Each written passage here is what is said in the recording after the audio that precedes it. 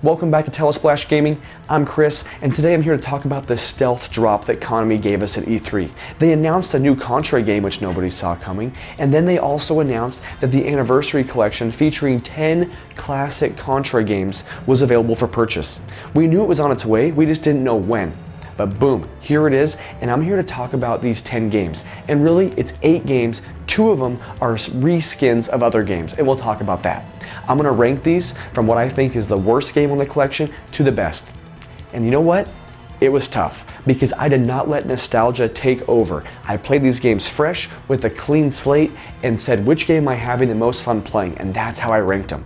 So guys, stick around. Contra, from worst to best. Let's do it.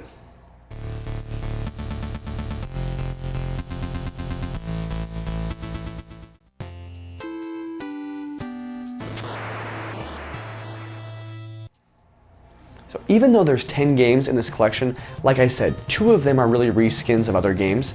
And so we're starting this list at number 8, and it's Super C Arcade Edition. You know, it was an ambitious follow-up to the original Contra Arcade, but for me, I just wasn't feeling it. As I was playing it, it felt a little bit sluggish. I hated the way the jumping was. You know, you had to actually hold up to jump higher. The jumping looked funny. It just didn't feel right as I was playing it. The visuals were a little bit of an update. It was cool. The weapon animations when you're shooting them looked rad.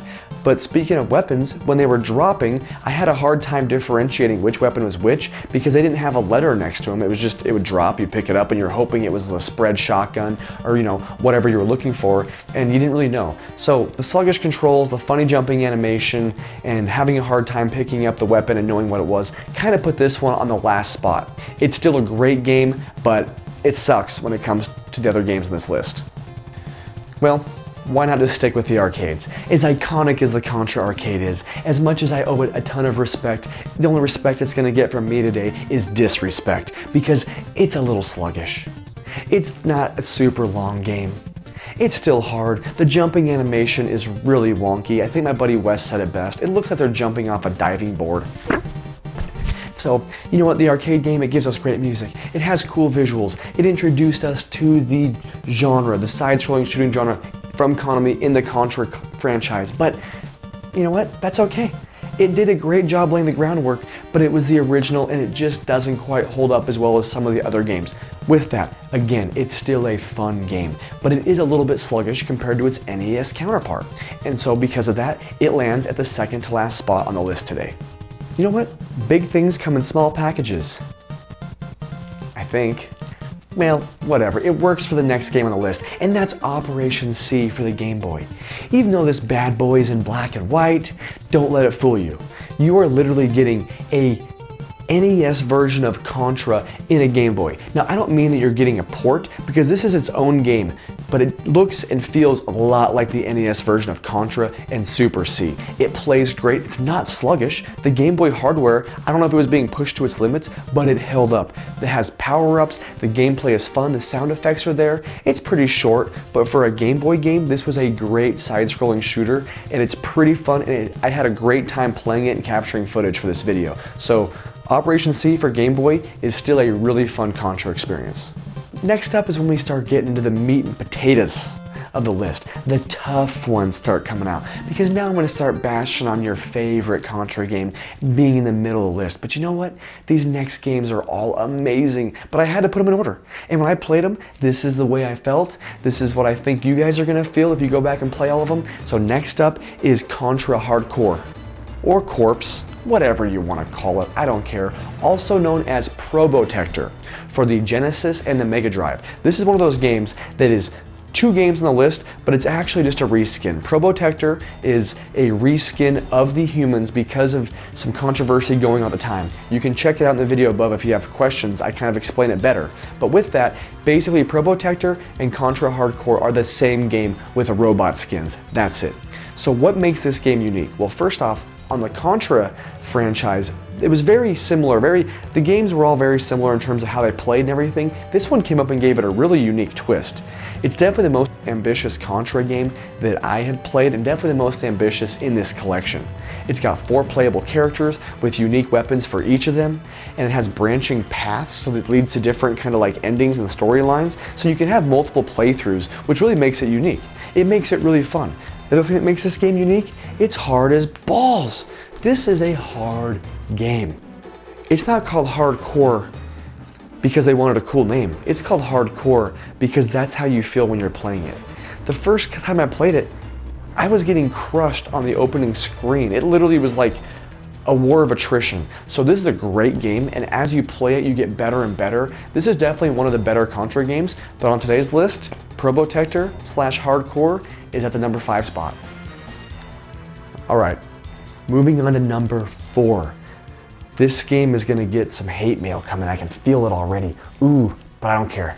Come at me, because number 4 is Contra, the original for the NES, and it's one of the best, I know. And if I would have made this list based on nostalgia, I think it probably would have been 1 or 2. But again, I didn't. I made this list based on how much fun I had playing these games in this collection, and it fell at number 4. It made the iconic NES franchise known as Contra happen. We had the arcades, but this is really where people got their first taste of Contra. For me as a kid, I loved it. This is the game that I think of the most, besides the one game that made number 1 on the spot. It's great, it had great visuals for the time, it was fun, it was smooth, it had some really cool variations in level design, but compared to the other games on this list, it's number 4, and so we're moving on to number 3. Number 3, Greiser. And you're thinking, hold on, Greiser is Contra for the Famicom. You're right. And Contra was so good that how could Greiser be different? Because Greiser had better visuals, and it actually had cutscenes to start off the game and go in between. And because of that, it's better. I mean, look at this. In the very first level in the jungle, the actual leaves on the tree are moving. That alone makes it cool and better. And there's also cutscenes to create a little bit more of a storyline so you can follow what's actually happening. So because of that, this game is actually a better version of Contra. But it still only lands at number 3. Number 2, Super C. Now if I would have made this list again based on pure nostalgia, this would have been more in the middle. But after playing this game again and getting to relive the Contra series, Super C is a fantastic game. And frankly, I do believe it's better than the original Contra. It builds on what Contra did. I think the level on level 2 is a better top-down version than what Contra 1 has, with like the kind of behind-the-shoulder look. It's still fun. They're both great games. But Super C has updated visuals, has really cool vertical pseudo 3D levels. I just enjoyed it. I thought it was a better game, and I had more fun playing it than the original Contra. Not by much. We're talking like, literally, we're splitting hairs here, folks. But it had to be on the list, and I had to put it where I thought it belonged, and it ended up in the silver medal position. Well guys, that really leaves one game. And you know what? If I was making this based on nostalgia, it'd be number 1. If I made it based on how much fun it was, it's number 1, and that is Contra 3 The Alien Wars / Super Probotectors. This is for the Super Nintendo. This game is everything you love and I loved about Contra. When I made this list, I wanted to make sure that it was as good as I thought it was. And when I was playing it, it was still the one that I had the most fun playing. It introduced the grabbing of the walls, the climbing on the ceilings, the top-down levels that you either love or you hate.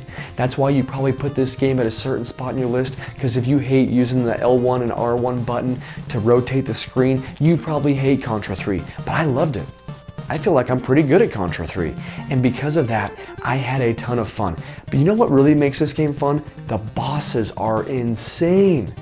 Even the level 1 big, like, Toka from Teenage Mutant Ninja Turtles on steroids, that's what it reminds me of. The big old dinosaur turtle thing that comes in at the end.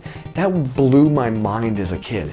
And then the big robot, like, you know, skeleton, like level 3, that was rad. The top-down level, I mean, everything about it was just mind-blowing, and it took everything I liked about Contra and made it better. It really made the SNES shine. It looked so good, it sounded great, it's become iconic, and I don't think I'm the only one that loves this game. So let me know if you think this game deserves the number 1 spot on the list. All right, ladies and gents, that's it. I made the list. It's in stone. What do you guys think? Obviously, everybody has a favorite Contra game, and frankly, this was a tough one because I actually enjoyed all these games. Even though I didn't have as much fun playing the arcade versions, they're still fun. I mean, they're still great games, but at the end of the day, I'd much rather play the original Contra, Super C, or Alien Wars over them. And the game that I actually want to spend more time playing is Hardcore for the Genesis, because I didn't play that as much because it's freaking hard. And that's the one that I'm going to spend some time playing. So guys, let me know down below what you think the best Contra game is, if you think my list is in a decent order, or if I got it completely out of whack. With that guys, keep trolling, keep rolling, we'll talk to you next time.